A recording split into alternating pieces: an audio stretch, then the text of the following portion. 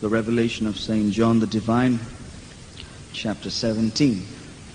Revelation chapter 17, we're reading from verse 3 down to verse 7.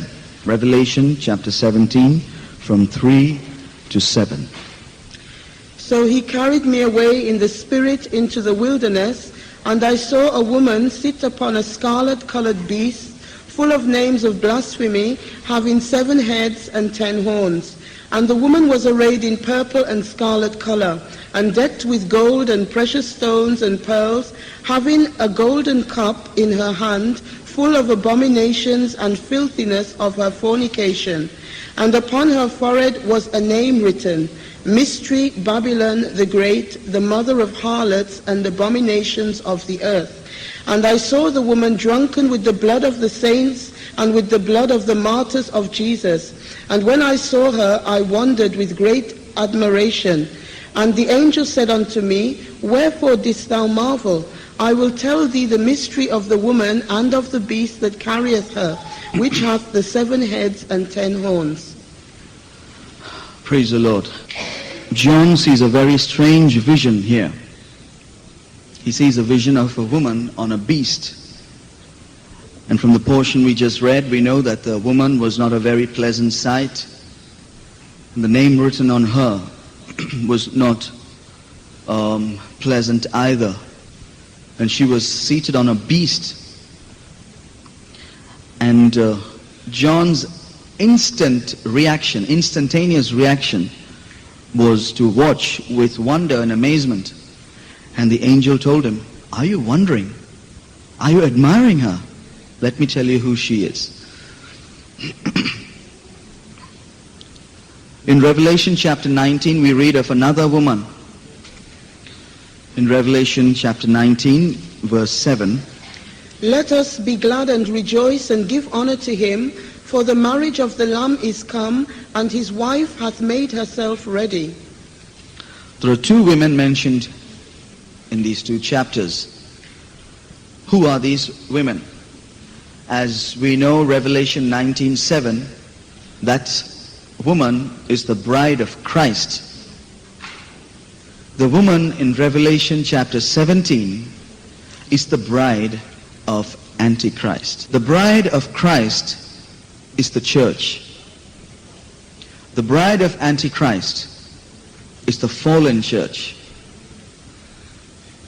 The bride of Christ is being prepared. The bride of Antichrist is also being prepared. But when we read of the bride of the Antichrist, there are certain strong words used there to describe her. And we must all wonder who she is. As I told you, she is the fallen church. When I say fallen church, you understand what I mean. Who is this woman? Is she there in the world today?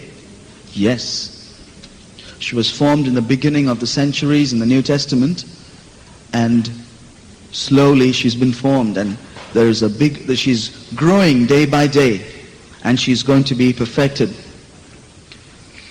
And she has a leader as well. If you look at verse 4, you read the woman was arrayed in purple and scarlet. She's a fallen woman, and she's a religious woman, a religious group, a fallen church with a religious head. Purple and scarlet is used by one man today. You should know who he is. So this is the fallen church.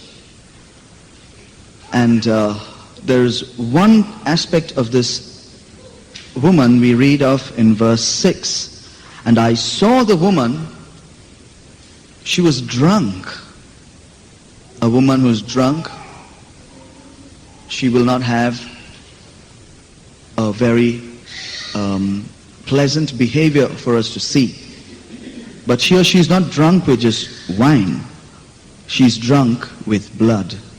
She's drunk with the blood of the saints and with the blood of the martyrs of Jesus. John saw this woman, and we are also looking at this woman today. This woman, once upon a time, belonged to Jesus. But her fall was so great that she became the bride of the Antichrist. When I say the fallen church, initially it was the church. It became the fallen church. Let's be very careful. I want to say that some of us who are not careful today, we are going to join this woman one day. And we have to be very careful to preserve our lives. I make that statement again. Those of us who are not serious about our spiritual life, preparing for the coming of the Lord, living the way we want to live, doing the things that we like to do, and we are not paying careful attention to God's word, you will become part of this woman one day. You will be left behind, and then this woman will start showing her power. That is when persecution will begin. We know that Antichrist will spearhead the tribulation. He will bring about this tribulation, but with him is a religious head. Another man with the Antichrist, with great power. He is the false prophet. He is a religious head. What we see now in the world is an amalgamation of religions. We find that Christians and Catholics and Muslims and Buddhists are now slowly joining together. Although there is persecution on one hand, we find there is a kind of a movement, an ecumenical movement, which brings people together and saying, let's all be one, all religions one. We'll have a common God. You can say your prayers and I will say my prayers, and we shall all call our common God a name. In the end of time, this woman will be this fallen group, and those who are left behind have a choice to take the mark or not to take the mark. Those who take the mark, they will become part of this woman, and they will also perish like the woman. We read that she is finally burnt with fire. This whole chapter is about the judgment of ecclesiastical Babylon, the fallen church. And when she is judged, all those who have joined her also will be judged. She is drunk with blood. For 2,000 years, this woman has been drinking blood. And today, I want to speak to you as a continuation of what I was sharing by the Holy Spirit last night. Christian life is full of battles. We all know that our battle is not with flesh and blood, but with principalities and powers. We face spiritual battles day by day. Every day we are fighting a battle. And St. Paul gives us a list of weapons to use. In Ephesians 6 he says that we could take up the sword of the Spirit and the shield of faith and the helmet of salvation. We could put on shoes and we can fight this battle. He gives us a list of weapons to use. Praise the Lord. And he tells us our battles are not with flesh and blood. The weapons of our warfare are not carnal. Today I want to talk to you about our battle with flesh and blood, not with spirits, not with principalities and powers. I want to talk to you about the battle we are going to face with man, and the battle people are facing with man. The battle children of God are facing, the persecution children of God are facing. And I believe until now you have been under the impression that when people rise up to torment you and torture you and persecute you, you grit your teeth and you bear it. But today I'm going to preach to you another gospel. It's something else. And I believe it's about time we just stopped doing that, and it's about time we did something. I'm going to preach something else. I'm going to change your attitude of just keeping quiet and gritting your teeth and bearing it. People are rising up against Christians. We need a weapon also to fight this battle. And I'm going to give you all a weapon today, and we are going to fight this battle. I'm not talking of spiritual weapons against spiritual enemies. This is against human beings who are rising up against us. Till now you kept quiet. It's about time we did something. It's time we stopped simply bearing it, and it's time we began doing something. And we are going to fight. We're going to take a weapon and we are going to fight. We're going to fight these people. And we need that weapon. We should arm ourselves with that. And we read of that in 1 Peter chapter 4, verse 1. Let's take up that weapon. Forasmuch then as Christ hath suffered for us in the flesh, arm yourselves likewise with the same mind. For he that hath suffered in the flesh hath ceased from sin. Praise the Lord. What is the weapon we need? We need a mind to suffer. St. Paul doesn't say just put on the mind. He says, arm yourself. It's a weapon. We need the weapon, a mind to suffer. Dear children of God, the author to the Hebrews, he says, you haven't resisted unto blood striving against sin. That means, when you're striving against sin, we have to be willing to resist it till the shedding of blood. Not the shedding of the other man's blood, but the shedding of one's own blood. Here Peter says, arm yourself with a mind to suffer. And that's the mind of Christ. And we need this mind. But I ask you a question. Some of you are very scared of suffering. Standing here and telling you that, it looks like I'm sticking my finger at you. Let me say that I'm not very far from you. I can't say that I really long to suffer, I'm rejoicing to suffer. I want to be like that. But is it possible? Is it possible for us? Is it possible for a person who is terrified to suffer to actually want to suffer, to actually long to suffer? Is it possible? Definitely. Definitely possible. And I want to encourage you today. It is possible, and it happened in one such man. He is Peter himself. We know, we can, from glimpses of Peter in the Gospels, you know, the first 4 Gospels in the New Testament is all about Jesus and his ministry with his disciples. The Acts of the Apostles is about the ministry of the disciples after Jesus went away. Everything beyond is how their lives are speaking to the people. So this is the New Testament. And in the Gospels, we find that Peter was actually a very scared man, very timid, easily frightened. He had a lot of bold words. He would scream aloud, but when the time came, he would get scared. This is Peter. We find Peter when Jesus said, I'm going to suffer. He said, oh no, you don't suffer, please don't suffer. And then when Jesus was actually suffering, when a little girl came to him, he immediately denied her. Peter was a bold man outside, but he was terrified on the inside. This was Peter, and I think we can all identify with him. But this Peter was transformed on the day of Pentecost. We know how he preached. The man who denied Jesus before a little girl, before a crowd of 3,000, he said, you crucify the Lord. He was so bold, and in fact the people marveled at his boldness. But I was interested to read how the very Peter who told Jesus, it's not good for you to die, mentions the death of Jesus in every chapter of this epistle. In chapter 1, you see verse 18. We'll quickly note that, chapter 1, verse 18. For as much as ye know that verse 19. But with the precious blood of Christ, as of a lamb without blemish and without spot. Here he speaks of Jesus as a lamb who died for us. In chapter 2,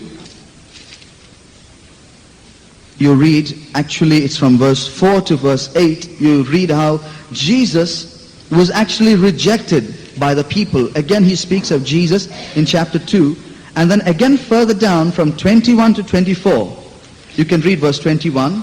For even hereunto were ye called, because Christ also suffered for us, leaving us an example that ye should follow his steps. Yes. Chapter 3, you see verse 18. For Christ also hath once suffered for us, the just for the unjust, that he might bring us to God, being put to death in the flesh, but quickened by the Spirit. In chapter 4, we already saw verse 1. And then, further down from verse 12 to 16, we see how Peter says, rejoice inasmuch as you are partakers of Christ's suffering. And then in chapter 5, verse 9 and verse 10, again he speaks of suffering. And in verse 1 tells us about Christ's suffering.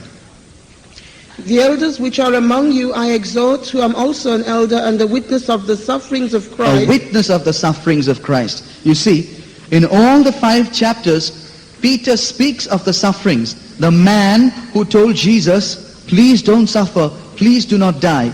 Now he is teaching about it. And interestingly, the very man who himself did not want to suffer, in every chapter of this epistle, he encourages us to suffer. You can note down chapter 1, verse 6 and 7. He says, you are kept by the power of God. And in verse 6 he says, you greatly rejoice, although now you are going through heaviness. In verse 7 he says, the trial of your faith being more precious than of gold. He encourages us to suffer. In chapter 2, from 19 to 21, he encourages us to suffer again. He says, if you suffer for your mistakes, there's no use in it. But if you are buffeted for something you do well, and you take it patiently, that is accepted with God. In chapter 3, verse 17, he says, it's better, if the will of God be so, that you suffer for well-doing than for evil-doing. Again in chapter 4, verse 1, we read, and from 12 to 16 and verse 19, he encourages us to suffer. In verse 19 he says, wherefore let them that suffer according to the will of God. And finally chapter 5, verses 9 and 10. The theme of Peter's epistle, strangely, if you look up any commentary, they will tell you, the theme of Peter's epistle is suffering. In fact, suffering is the key word occurring 16 times in his epistle. The man who was afraid of suffering, he's completely transformed by the time he finishes his life. And it was not only Peter. It was actually the whole early church. Everyone, the early church was a church whose mind was to suffer. Arm yourself with that mind, Peter spoke. And they all armed themselves and they prepared themselves to suffer. And this was the mentality of the early church.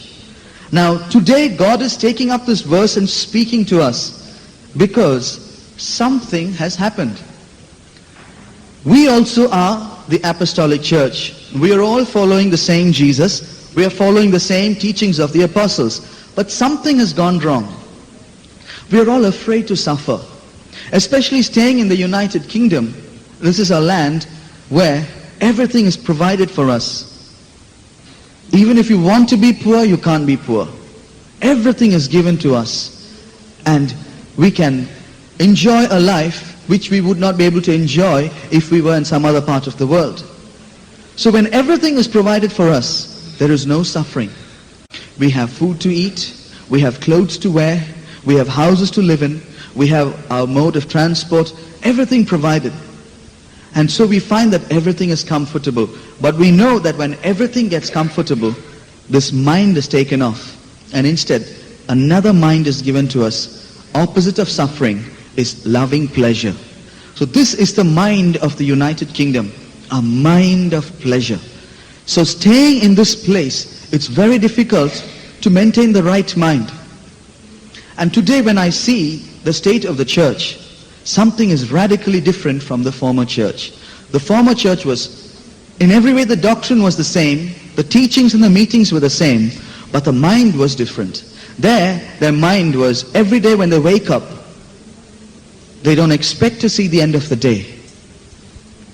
Their mind is not in this world because they do not know if they'll say good night. They say good morning, but they're not sure if they can say good night. If that is the way they were living, obviously they would not even have great plans for the next day, for the morrow. But instead their minds would be on life beyond death. And that is why they were a spiritual church.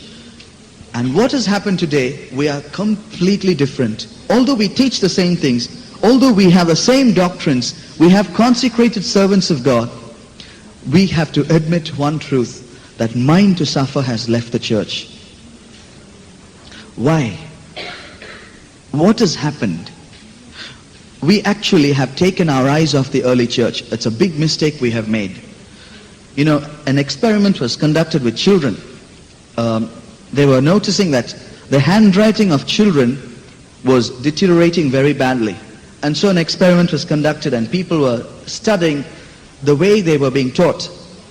And they have these little writing books. I'm not sure if they use them in schools today. The sample writing in the first line was printed. Beautiful, cursive handwriting. And what's the child supposed to do? In the next line, he's supposed to write, following what's written above. And maybe 15 lines like that, he's supposed to keep writing. If you have noticed, you will find that the last line the child writes is quite different from the first line the child wrote. What would you say about the quality of the writing as it went down? It would be going down. When you come to the last line, the quality of the writing was quite different. So why did this happen? When they were studying it, then they realized. Do you know why it happens? The child has something programmed. Look above and write. So when the child writes the first time, he has only one sample. He looks just what's happened just above and he writes. By the time he comes to the 10th line, he's looking at what he wrote previously, trusting that what he wrote previously was what he copied from before. He's trusting that and he's writing. By the time he comes to the 15th line, he's copying the 14th line, which is pretty poor. So a change had to be made. Something else had to be done to improve the handwriting. So a suggestion was made and it worked. You know what that suggestion was? That sample writing printed on top, instead you print it in the bottom. So when the child writes, he's always working towards that. And he's not working away from that. He's going closer and closer. And they found that as he went down, his handwriting was actually improving. When your eyes are taken off the original, you will find the quality goes down. And we know from the history of the church, in the time of Emperor Constantine, a terrible change took place in the church. Worldliness came into the church. And ever since we find step by step, quality has been going down. Today, we are in the 15th line, copying from the 14th line. You are looking at your fathers and mothers. I am not sure if they were looking at their fathers and mothers and if that generation was actually following the former church. But thank God, He has given us the original in the Word. That is why we need to study the Word and study the mind of the early church. But today, I want to actually look into the lives of early Christians. And as we were hearing last night, it's a great privilege to be part of that group of early Christians who are chosen to suffer. You know, Moses chose to suffer, but actually Christ or God chose Moses to suffer. We should look at it that way. And to suffer for the Lord is a great privilege. We read the apostles were beaten and they rejoiced that they were counted worthy to suffer. We dread suffering, but the early church, they rejoiced at suffering. So you can see something radically has changed in our mind. When you know something has gone wrong, something has gone wrong in your car, you can very well pretend nothing has gone wrong and you can keep driving until something really, maybe the car explodes. If you're driving and all of a sudden you see smoke coming out of the steering wheel, what do? You just close your eyes and the smoke is gone. Or you can pull your car to the side and face the fact, yes, the car is smoking. If you think that something has gone wrong with your mind, your mentality, our mentality as Christians today, if something has gone wrong, we can just pull a cover over it, pull the wool over our eyes and pretend it's not there. Or we can face reality and then do what we can do. Dear child of God, if today God is not choosing us to suffer, we must be sad. If the apostles were rejoicing that they were chosen to suffer, what's the opposite of it? Feeling sad because we are not chosen to suffer. You know, I know that feeling. But if I don't have that feeling, something is wrong. Let me give you an example. Now, so take two brothers. Say, Brother Ruwan and I. We are in Brixton. And Pastor Wesley is there. And he needs a work to be done. And I want to do it. Brother Ruwan also wants to do it. Both of us are willing to do it. And he's just closing his eyes and thinking, it's a difficult job. It requires a bit of sacrifice. You have to work hard and use your body a bit, maybe have a few cuts and bruises here and there, maybe lift something heavy, or maybe sweat it out, or soil your clothes. And then pastor looks at me and smiles and says, you can sit down. Let him do it. You think I'll be happy? He didn't choose me. I'll feel sad. You know why he didn't choose me? It's because I'm so conscious of my clothes. I do not want to dirty my clothes. Not only that, you won't be able to take it, but I'm sure he'll be able to do it. And when he is chosen and I am not, that will make me feel sad. It will make me feel, why am I like this? I wish I could change. Now it's not Pastor Wesley, it's Jesus. Jesus choosing someone to suffer. And if we haven't been counted worthy for it, it should make us feel sad. It should make us feel sad that we have lost such a privilege which we can have only once in this world. Only once we can pass through this world. So today, let us actually take our eyes off the church around us. Let us take our eyes off the people around us, and we're going to actually look into the early church. I want to talk to you about 10 persecutions which took place in the early church. 10 persecutions and how they suffered. And I want to tell you that these are the people who actually go to make the overcoming man-child. We know 3 qualities of the overcoming man-child. This man-child is what is caught up to New Jerusalem. We read of this man-child. They overcame the dragon by the blood of the Lamb. Secondly, by the word of their testimony. Thirdly, they did not love their lives unto the death. That means they were willing to lay down their lives. They not only said, follow you, I'm willing to lay down my life. They actually did it. These are the people who constitute this man-child. Let's not think we can worm our way somehow and become part of that elite group without moving a little finger to do anything for the Lord, to suffer for Him in our flesh. Let's arm ourselves with that mind as we actually go into the suffering. The first martyr was Stephen.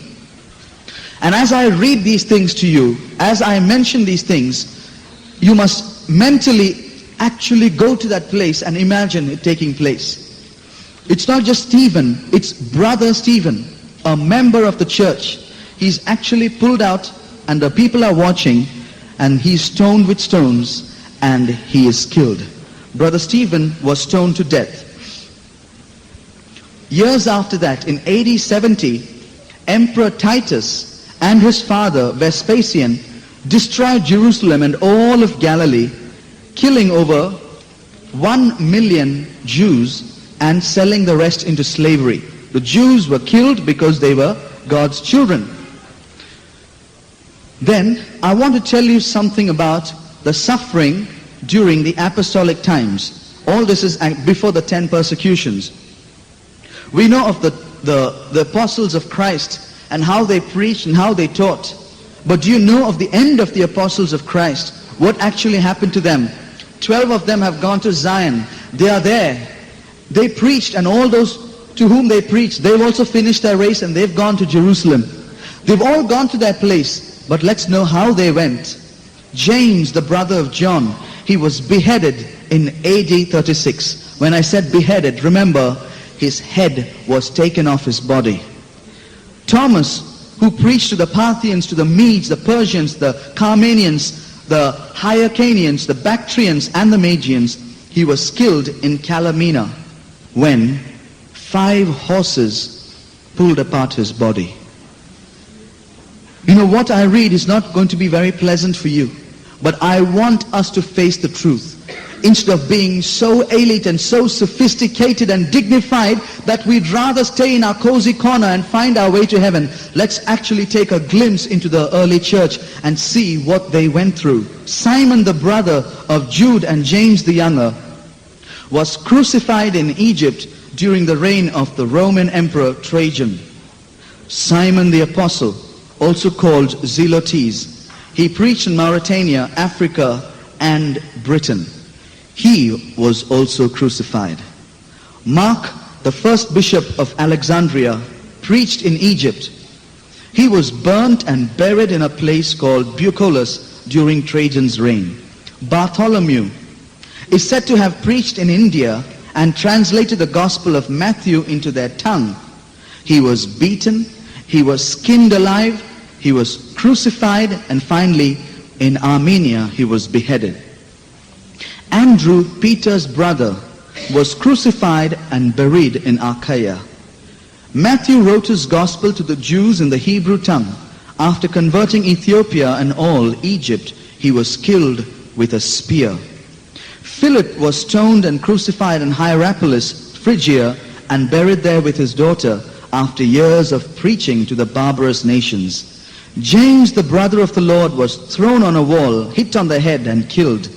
Luke, the beloved physician, was cruelly hung. This is the end of the apostles of Christ and the great men of God of the former church. Further down, Christians were subjected to the cruelest treatment possible. They were whipped, they were disemboweled, they were torn apart, they were stoned, plates of hot iron laid on them, strangled, eaten by wild animals, and they were tossed on horns of bulls. Bodies were piled in heaps and left to rot without burial. In the first persecution, it was actually stirred up by Emperor Nero about AD 64. Cities were full of bodies, the old lying with the young, and those dead bodies were cast out naked into the open streets. In fact, the cruelty was so great that many Christians in that time thought that Nero was the Antichrist. It was during his time that Peter, beloved Peter, of whom we have been studying, who was speaking to us today and telling us to have the mind to suffer. At the age of 75, Peter was crucified, head down. St. Paul was beheaded. The second persecution was during the reign of Domitian in AD 51 to 96. He was the brother of Titus, the son of Vespasian. And it was during his time that John the Apostle, who wrote the Revelation, he was actually put in a pot of boiling oil. And because he didn't die, he was exiled to the Isle of Patmos. And only in AD 97, after Domitian's death, he was allowed to return to Ephesus. The third persecution was in the time, was also a time when thousands of Christians were being killed every day. Every day. You can imagine, go into that time and imagine life there. Every day, thousands of Christians being killed. How is it that they did not deny Jesus? How is it that they were not afraid and run away from Christianity? If this happened to us today, if 5 gunmen walked into this room today and said, next Sunday we are going to wait here. If any one of you steps in here, you will die. Would you come? Would you come? We would not, because our mind is not like that anymore. But here, thousands were being killed every day. Ignatius actually was next in line as bishop after Peter died. He was condemned to death because he professed Christ. He was thrown to the lions and he confessed, I am the wheat of Christ. I am going to be ground with the teeth of wild beasts, and then I will be found pure bread. The fourth persecution in AD 161 under Marcus Aurelius, it was at this time that there was an 86-year-old man. He was a saint and his name was Polycarp. He was the venerable bishop of Smyrna, and he was one to be martyred. One day he had a dream. He dreamt that his pillow caught fire while he was sleeping. When he woke up, he told everyone, I am going to be burnt for the sake of Christ. He was 86 years old. One evening, his captors arrived. When they arrived, he ordered a meal for them and asked them, can you please give me 1 hour? I want to pray. He went and prayed, and after that he was put on an ass and taken to the city. As he entered the stadium, many heard the voice, be strong, Polycarp, and play the man. Before the tribunal and before the crowd who were crying out saying, deny Christ, Polycarp refused. The proconsul begged him to have pity on himself, considering his age. They said, you're an old man, don't go through this. And he said, 86 years have I served him, and he never once did me wrong. How can I blaspheme my king who saved me? He was threatened with wild beasts and fire, and he replied, what are you waiting for? Do whatever you please. The crowd began demanding his death. He was placed on a stake, As soon as he finished praying, the fire was lit. It leaped all around him, leaving him unburned. Pushed by the people, a soldier finally plunged a sword into the old man. The blood gushed out so much, it extinguished the fire. Then they placed the body in the fire and burnt him to ashes. The fifth persecution in AD 200, fire, sword, wild beasts, imprisonment were resorted to again. Dead bodies of Christians were stolen from graves and mutilated. At this time there was a woman, Perpetua. She was 26 years old, the mother of a baby, and she was a saint who was persecuted. Even her own father pleaded with her and said, "Look at me, spare the gray hairs of your father." But she stood firm. Later, she and Felicitas, another young woman, were taken to the arena. They were publicly shamed. Then a bull was let loose on them. When the bull refused to kill them, the crowd was disappointed. Finally, gladiators were called in to finish them. The sixth persecution was during the time of Emperor Maximinius, and it began in AD 235. During this time, Christians were scourged and put to death. Some were beheaded and their heads were fastened on city gates. A Christian minister was dragged through the streets and thrown into the Tiber River and forced to drown. Families were barbarously tortured and put to death. One was tied to a wild horse and dragged through the fields till he died. An old Christian was beaten with clubs, pricked with sharp reeds, and stoned to death. A Christian woman was dragged over sharp flint stones, scourged with whips, and finally stoned to death. Apollonia, a 70-year-old woman, was fastened to a stake and she was lit. When she begged to be released, they took pity on her because of her advanced years, realizing she was about to deny Christ. When they untied her, to their amazement, she leaped into the fires and she died. The seventh persecution was in AD 249 under Emperor Decius. Burning, beheading, and sealing up in caves alive to starve to death were the methods of torture employed. The eighth persecution was in AD 257 under Emperor Valerian. And at this time, Stephen, the Bishop of Rome, was beheaded. Saturnius, the Bishop of Toulouse, was fastened by the feet to the tail of a wild bull and driven down the steps of a temple. His head opened and his brains fell out. Lawrence in Rome was the distributor of the church's riches. They came and told him, "Lawrence, hand over all that the church possesses." He said, "Give me 3 days, I need to gather the church's riches." And he gathered a group of poor Christians and told the authorities, "These are the treasures of the church."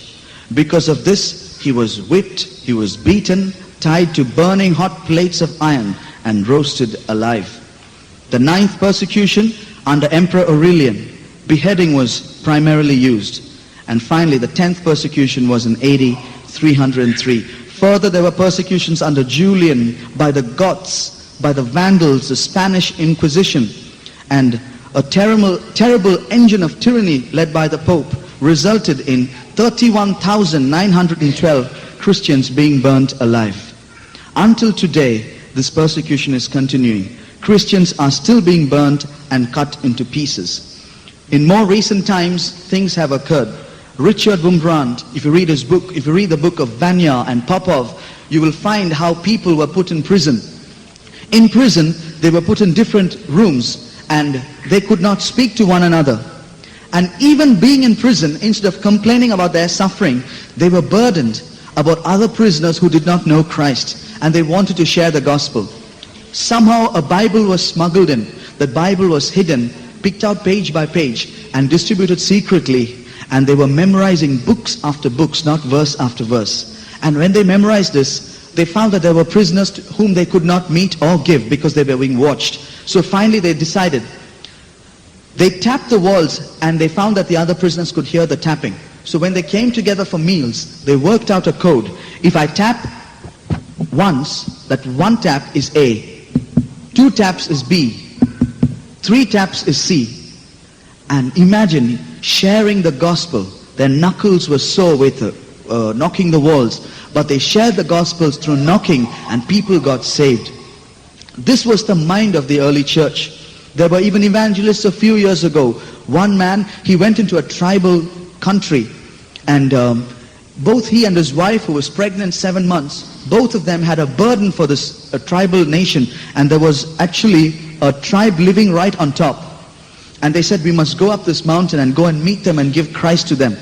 And they were walking up the mountain. As they were walking, suddenly there was a twang. And the wife fell down. He found an arrow had hit her chest. It was a poisoned arrow. And he just did not know what to do. He dragged her up and he took her and he found a settlement there. And when he saw a group of people there, he looked at them, not knowing if they were the ones who shot his wife. When he looked at them, they realized he was in trouble and they beckoned him to come. So he went there and he pointed, and he just, using gestures, he told them that he was going to fetch help. So he left his wife there in a room and covered her with a sheet, and he went all the way and brought a doctor to help. When he went and he came back, he was coming to the room, a little girl was there, and she looked at him, and when he was trying to get into that place, she was saying, no, no. But then he said, I want to see my wife. He pulled the curtain apart. She was still there, thankfully, sleeping there under the sheet.